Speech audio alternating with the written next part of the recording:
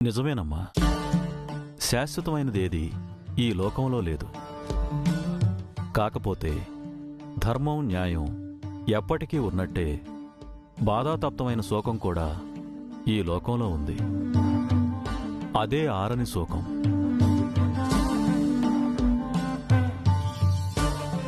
బాధాకరమైన తన భార్య మరణం పట్ల శోకంతో కోపోద్రిక్తుడై ఆ బ్రాహ్మణుడు మీ వంశానికి శాపం పెట్టాడు. తను పొందిన సతీ వియోగం మీరు కూడా తరతరాలకు పొందుతారని శపించాడు. జంట పక్షుల మరణాన్ని చూసి చలించిపోయిన వాల్మీకి మహాముని నోటి నుంచి రామాయణం వెలువడినట్లు ఆ బ్రాహ్మణుడి నోటి నుంచి మీ వంశానికి మరణశాసనం వచ్చింది. అందుకే ఇన్ని మరణాలు. ఈ మరణాలకి అంతు లేదా స్వామి? ఉందని ఖచ్చితంగా చెప్పలేను. పూర్వం మునులు ఆవేశంలోనో కోపంలోనో శపించేవారు. తరువాత పశ్చాత్తాపం పొంది శాప విమోచనం చెప్పేవారు. అలా ఆ బ్రాహ్మణుడు పశ్చాత్తాపం చెంది విమోచనం గురించి చెప్పి ఉంటే అదే మీకు పరిష్కారం.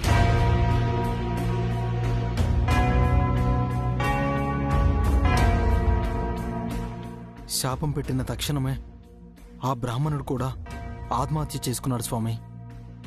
అతని వారసులుంటారు కదా. మొన్నటి వరకు చలమయ్య శాస్త్రి గారు ఉండేవారు స్వామి. వారు ఈ మధ్యనే కాలం చేశారు.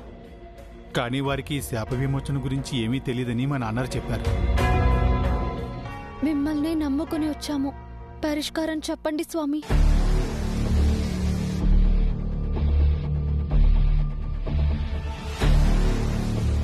ఒక తరుణోపాయం కూడా ఉంది. శాపం పెట్టగల శక్తి ఉన్నవారికి భవిష్యత్ దర్శనం చేయగల శక్తి కూడా ఉంటుంది. అంటే మునుముందు ఏం జరగబోతుందో వారికి ముందే తెలిసి ఉంటుంది.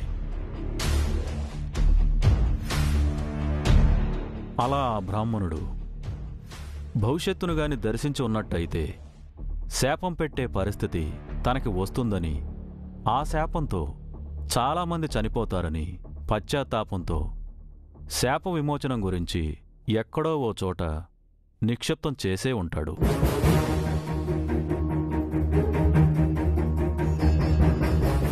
అది వారి ఇంటిలో కావచ్చు, లేదా తను పురోహితుడిగా చేసిన గుళ్ళో కావచ్చు. మీరు ఆ రహస్యాన్ని కనిపెట్టగలిగితే మీకు శాప విమోచనం కలగవచ్చు, చావులను ఆపొచ్చు. చాలా సంతోషం స్వామి, దారి చూపించారు. ఇది సరైన దారని నేను చెప్పలేనమ్మా. ఒక ప్రయత్నం అయితే చేయండి. శుభం భూయాత్.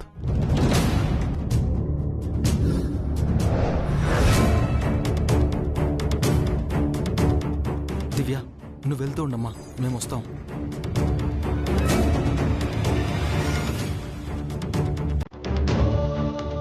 స్వామి, మీకు విషయం చెప్పాలి. శాపం మా ఇంటి కోడలకి కాదు. తెలుసు నాయన, శాపం ఆ అమ్మాయికే.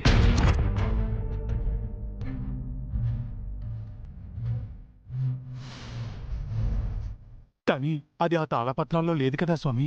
ఆమె మొహంలో మృత్యుకళ కనిపించింది.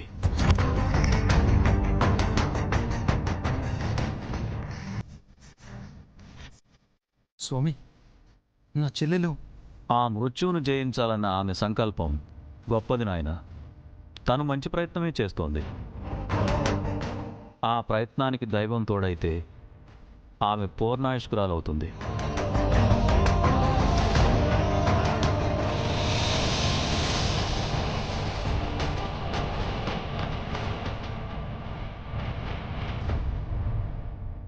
కాకపోతే ఇప్పటికే ఆమె మృత్యువలయంలోనే ఉంది.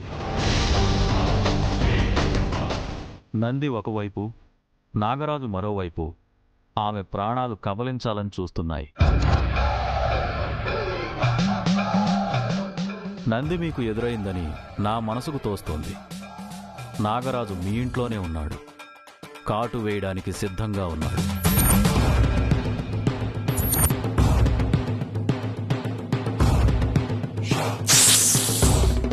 లయకారకుడైన ఆ పరమశివుడి వాహనం నంది, ఆభరణం నాగరాజు ఆమెను మృత్యువు ముంగిటకు తీసుకెళ్లనున్నాయి. జాగ్రత్తగా ఉండండి.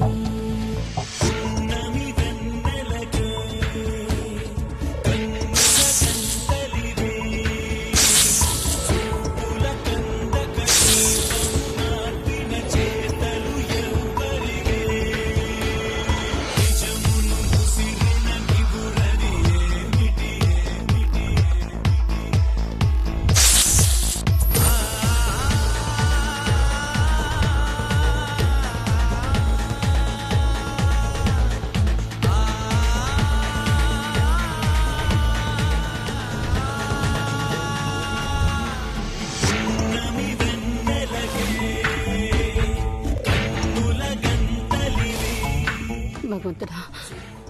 కల్పన, ఏదో శబ్దం వినిపించింది. అవునమ్మా, మాకు కూడా వినిపించిందే. పాము ఏమైనా వచ్చిందా కల్పన? పాము కాదు బామ్మగారు, పిల్లొచ్చింది. పిల్లెక్కడైనా బుస కొడుతుందా వదినా? అమ్మో, పాము వచ్చి ఉంటుంది. అవునా కల్పన? నాకు పాము శబ్దంలాగే వినిపించింది. లేదు బామ్మగారు, పిల్లే వచ్చింది. పిల్లెక్కడైనా పాము శబ్దం చేస్తుందా వదినా? అంటే మంగ బతుకున్నప్పుడు మనం ఇంటికి వచ్చాం కదా, అప్పుడు పాము వచ్చింది కదా. అందుకే ఈ ఇంట్లో ఏ శబ్దం వచ్చినా అది పాము శబ్దంలా మనకు అనిపిస్తుంది. అలా భ్రమపడతాం. అంతేనా కల్పన? పాము రాలేదు కదా? పదే పదే పాము ఎందుకు వస్తుంది బామ్మగారు? అయినా మనం ఎన్నో సంవత్సరాల తర్వాత ఇంటికి వచ్చాం. అప్పటి నుంచి ఇప్పటి వరకు పాము ఎలా ఉంటుంది? అప్పుడు మంగా చెయ్యి వచ్చారు, ఇప్పుడు వాళ్ళ పిల్లలు ఆపి దివ్య వచ్చారు. అలాగే ఆ పాము పిల్లలు కూడా ఏడే ఉన్నాయో, మనకి వాటికి కలిపి ఒకటే ఇల్లు కదమ్మా.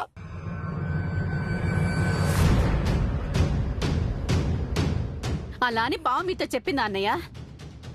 మనుషులకే కాకుండా పాములకు కూడా వారసత్వం ఉంటుందా?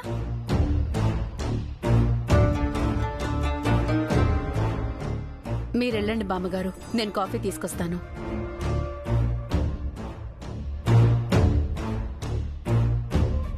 పదండి, వచ్చింది పిల్లట. ఇంకా పామనుకుని భయపడ్డాం. వదినా, వచ్చింది పామే.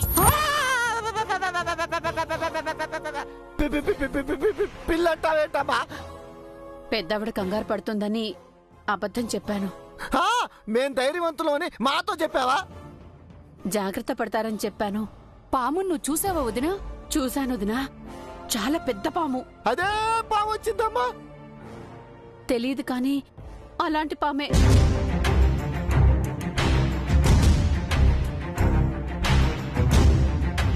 ఈ విషయం ఎవరితోనూ చెప్పకండి. అభి వచ్చాక వాడితో మాత్రమే చెప్దాం. పాము నుంచి శశిని కాపాడాలి. శశి సంగతి దేవుడెరుగు. వాయమ్మో, మనల్ని ఎవరు కాపాడతారే? పాము శశి కోసం రాలేదు, నా కోసం రాలేదు, దివ్య కోసం వచ్చింది. అది తెలీదు పాపం.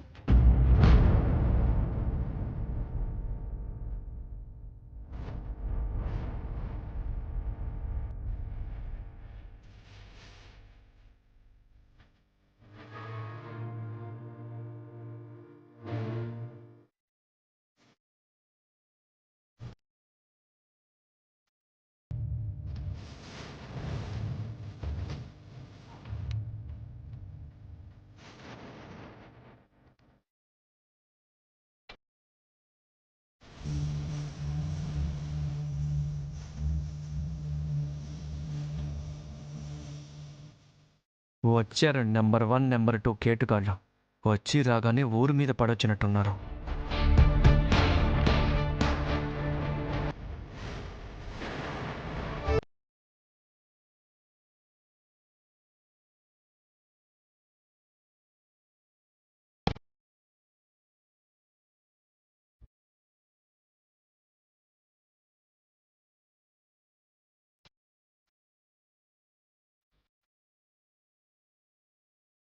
అవి బాబు, దివ్యమ్మ, మీరు లోపల పదండి.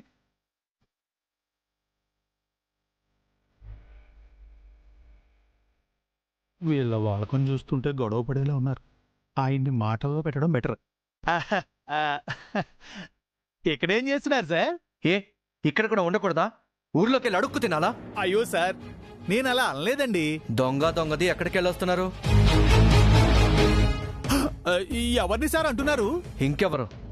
వీరప్ప నాన్న, పూలందేవి చెల్లి. ఊళ్ళో ఎవరిని మోసం చేసి వస్తున్నారు?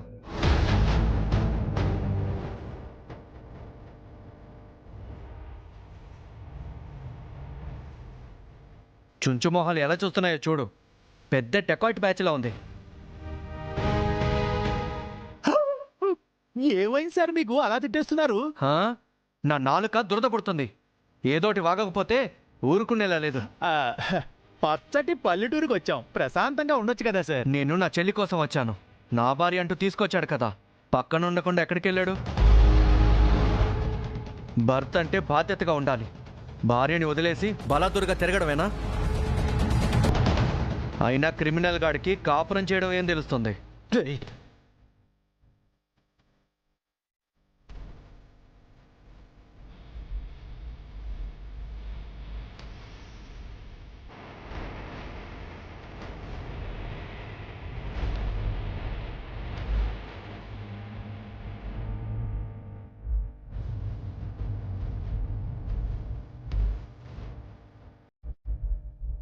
చూసావా ఎలా పారిపోతున్నాడో? ఏదో మొహం వాడును. ఆయన పారిపోలేదు సార్, జస్ట్ లోపలికి వెళ్ళారు అంతే. చచ్చుపీనుగా లోపలికి వెళ్ళక నాతో గొడవ పడే ధైర్యం ఉందా వాడికి? సార్, మీ నాలుకకి నిజంగానే దురదెక్కింది సార్, కాస్త కంట్రోల్ చేసుకోండి సార్. ఎవరికి భయపడాలో? నన్ను ఎదిరించే దమ్ము ధైర్యం ఎవ్వరికీ లేవిక్కడ. అంతా వేస్ట్గాలే. అదిగో ఎలక మొహంది ఎలా చూస్తుందో చూడు. అంత అందమైన అమ్మాయి గారిని పట్టుకుని ఎలుక పిలక అంటారేమిటి సార్ మీరు? అది అందగత్త. వామిటింగ్ వచ్చే మాటలు మాట్లాడక చారుకేసా. ఆ అందాన్ని చూసే మీరు వెంటబడ్డారు, మర్చిపోయినట్టున్నారు. అవును, అదో పెద్ద రంభా ఊర్వశి. మరి నా మతి చెడిపోయి తన వెనకాల తిరిగాను. మరి తాళెందుకు కట్టారు సార్? బుద్ధి గడ్డి తిని. ఏమండి, భార్యను పట్టించుకోవట్లేదని ఇందాక మీరు అభిభావం అన్నారు కదా, ఇప్పుడు మీరు చేస్తున్న పని ఏమిటండి? ఒక పరాయి మగాడి ముందు మీ భార్యను అవమానిస్తారా? తప్పు కదండి. నువ్వు దాని చైల్డ్హుడ్ ఫ్రెండ్వే కదా, పరాయివాడివి ఎలా అవుతావు? సార్, ఎంతైనా ఆవిడ మీ భార్య కదా సార్, మీరు అలా అనకూడదు. అది భార్య కాదు, పెద్ద బందిపోటు, గుండెలు తీసిన బంటు, ఆడ రాక్షసి. దాంతో పెట్టుకుంటే మసే. దాని మొహం చూస్తే అన్ని పాపాలు అంటుకుంటాయి. రామరామా, ఆపండి సార్. మార్నింగ్ కాస్త టిఫిన్ ఎక్కువ తిన్నట్టున్నారు. అంటే తిన్నదరక మాట్లాడుతున్నానంటావా? మహాప్రభో, ప్రయాణం చేసి అలసిపోయినట్టున్నారు, కాస్త రెస్ట్ తీసుకోవచ్చు కదా.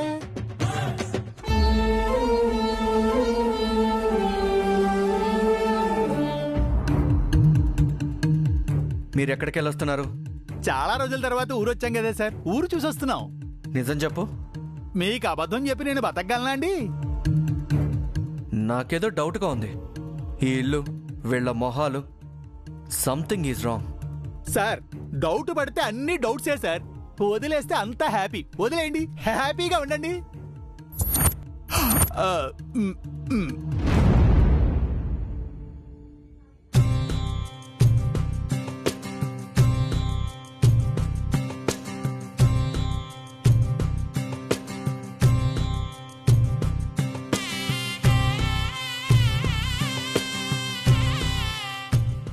ఏంటి శశి, ఒంటరిగా ఉన్నావు? బోర్ కొడుతుందా? ఎప్పుడో ఏదో ఒకటి గలగల మాట్లాడతావు, ఇప్పుడు మూడ్ ఆఫ్గా ఉన్నావేంటి? అదే నేను కూడా అడగాలనుకుంటున్నాను. నువ్వు ఇదివరకిట్లా ఎందుకు లేవు? ఎప్పుడూ ఏదో పోగొట్టుకున్నట్లుగా దిగులుగా ఎందుకుంటున్నావు? ఏమైంది అభి? ఏం లేదు శశి, ఈ ఊరు వచ్చాం కదా, అంతా సెట్ అయిపోతుంది. అంటే ఇప్పుడు ఏదో సరిగా లేదనా? అలా కాదు, నీకు తర్వాత అంతా వివరంగా చెప్తాను. మళ్ళీ ఇదివరకట్లాగా హ్యాపీగా ఉండే టైం వస్తుంది. నీ ప్రాబ్లం ఏంటో చెప్పవు, నీలో నువ్వే బాధపడుతుంటావు. ఇప్పుడు నేను నీ భార్యనయ్యాను అభి. నీ కష్ట సుఖాలు నాతో షేర్ చేసుకోవాలి. అప్పుడే మనం భార్యాభర్తలం అయినట్టు. తప్పకుండా శశి, నీకు తప్ప వేరే ఎవరికి చెప్తాను? నువ్విప్పుడు ఇంటి కోడలివి. మా అమ్మ తర్వాత ఆ స్థానంలోకి వచ్చావు. మా అమ్మ చాలా మంచిది, ఎంతో ఓపికగా ఉండేది. అందుకే అందరికీ తనంటే చాలా చాలా ఇష్టం. నువ్వు కూడా మా అమ్మలా మంచి పేరు తెచ్చుకోవాలి.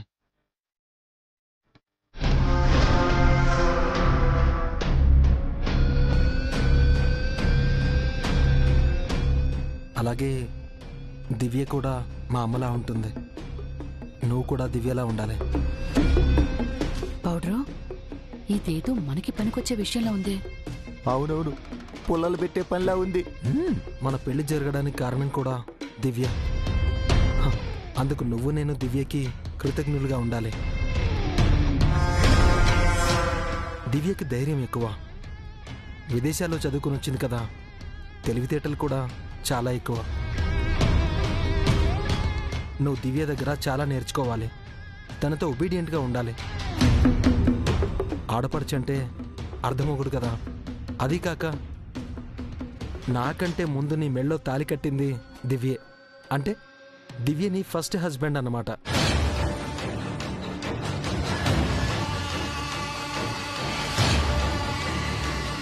దివ్యని చూస్తే మా అమ్మ గుర్తుకొస్తుంది. అమ్మలా ఉంటుంది కదా, అందుకని. ఆ రకంగా దివ్య నీకు ఆడపడుచు మాత్రమే కాదు, అత్తగారు కూడా. అందుకని దివ్యతో నువ్వు గౌరవంగా ఉండాలి. తన మాటకు ఎదురు చెప్పకూడదు. తను ఏం చెప్పినా వినాలి. అర్థమైందా? అలా అని దివ్య నిన్ను డామినేట్ చేయదు.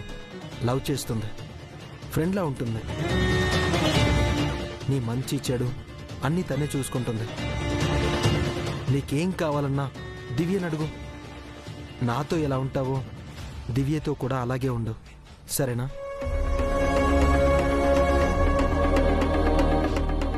సరే శశి, నాకు కాస్త పనుంది. నీ కంపెనీ కావాలంటే దివ్య దగ్గరికి వెళ్ళు.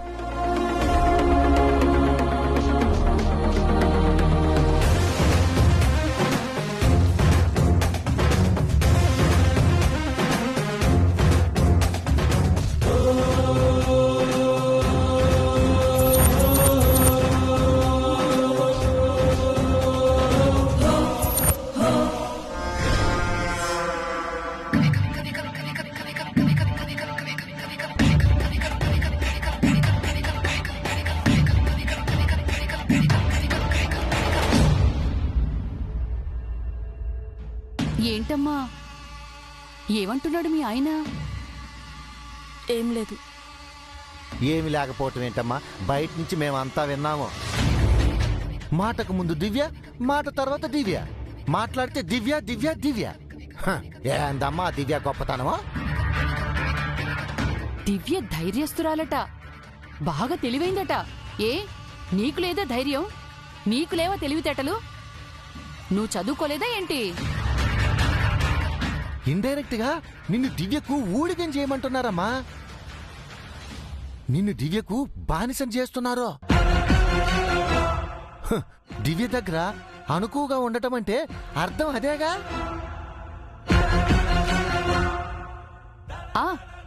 అయినా నువ్వెందుకు దివ్య మాట వినాలి?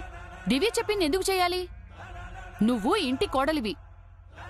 దివ్య అధికారం ఏదైనా ఉంటే అది తన అత్తారింట్లో ఉండాలి గాని ఈ ఇంట్లో దాని పెత్తనమేంటమ్మా? ఇంకా దివ్య నువ్వు చెప్పింది వినాలి, నువ్వు చెప్పింది చెయ్యాలి. నువ్వు అలాగే ఉండాలమ్మా. నీ అధికారాన్ని చూపించాలి. లేదంటే ఆ దివ్య నీ నెత్తి మీదకెక్కి తక్కలాడుతుంది.